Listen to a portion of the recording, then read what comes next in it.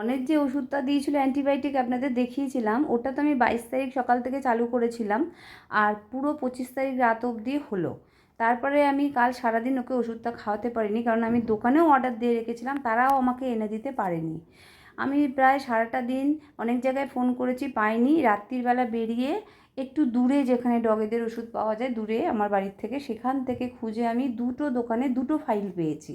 এই বড়টা তো আগে শেষ হয়ে গেল 4 দিনে, আবার এই বড়টা নিয়ে এসেছি, দেখুন একদম সিল প্যাক করা।